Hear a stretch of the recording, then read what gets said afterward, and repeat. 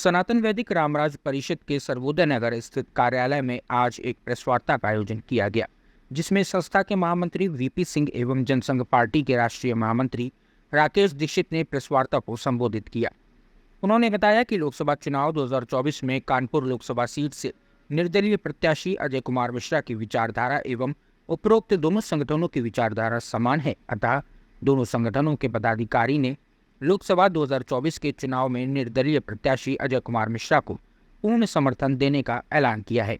उन्होंने कहा कि रामराज की नीति पर देश की शासन व्यवस्था हो, जिससे राष्ट्र सुदृढ़, सुखी एवं संपन्न हो सके और हिंदू राष्ट्र घोषित हो सके। वहीं वीपी सिंह एवं राकेश दीक्षित दोनों ने ही लोकसभा प्रत्याशी अजय कुमार मिश्रा को पूर्ण बहुमत से जिताने की अपील की है।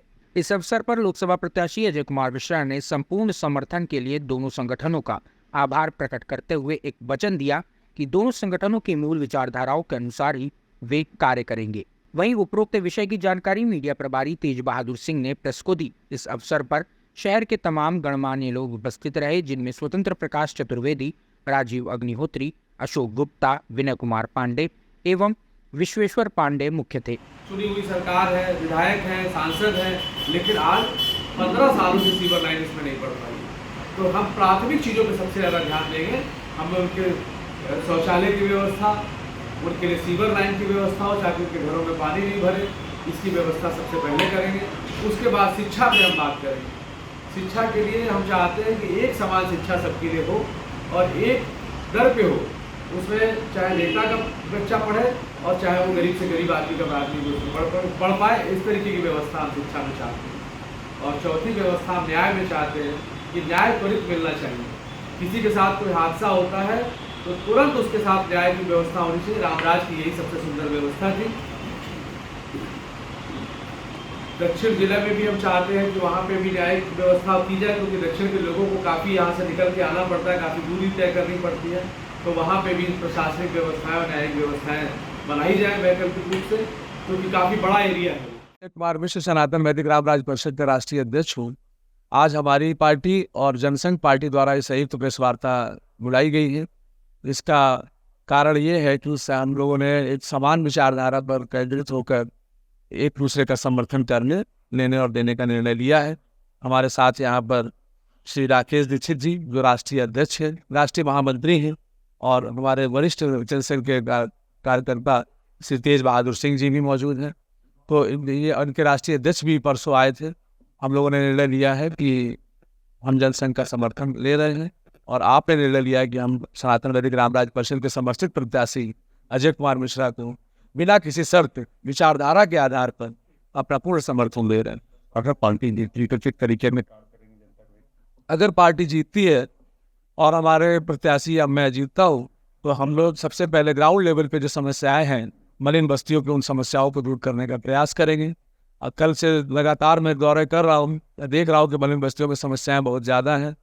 वहाँ पर सीवर लाइन की समस्याएं हैं, वहाँ पर पानी की समस्या है, बिजली की समस्या है। ये सब समस्याओं को सबसे पहले ध्यान दिया जाएगा।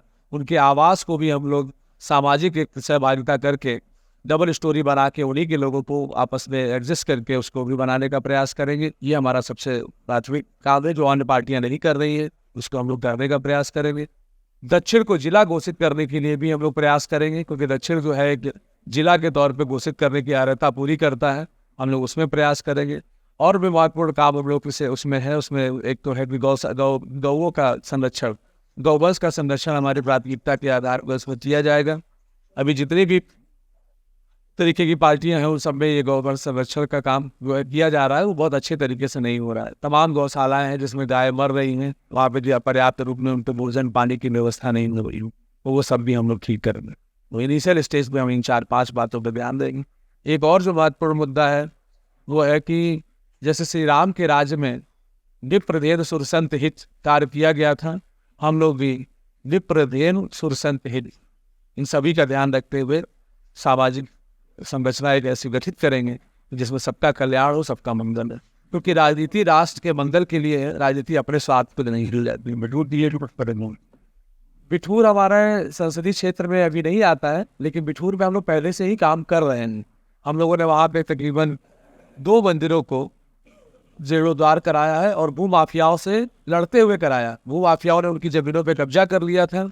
उन ज़मीनों को छुड़ा के हम लोगों ने वहाँ पर एक भव्य मंदिर का निर्माण कराया, जो व्यक्तिगत इस समय समझिए कि काफ़ी लोग वहाँ पर दर्शन करने के लिए आते हैं और बहुत सुंदर स्थान उन लोगों ने बनाए हैं। तो आगे भी उसी तरीके से बिठूर को तीर्थ के रूप में डेवलप करने का प्रयास है। सीता जी का वो जो बनाया है, सीता जी का वहाँ पर निर्वासन के बाद वो काफ़ी समय तक वहाँ रही हैं। दोनों पुत्रों का वहाँ पर लालन पालन हुआ। वह भी स्थान इस समय दुर्दशाग्रस्त है, परियर से बाद में भी और इधर साइड में बिठूर में भी। तो सीता जी जब रही तो वाल्मीकि जी के 2 आश्रम थे, गंगा जी के इस पार भी और उस पार भी, और दोनों आश्रमों की तरफ से दुर्दशा काफ़ी है। उन दोनों को एक पर्यटन के रूप में स्थान दिलाने का प्रयास किया गया है।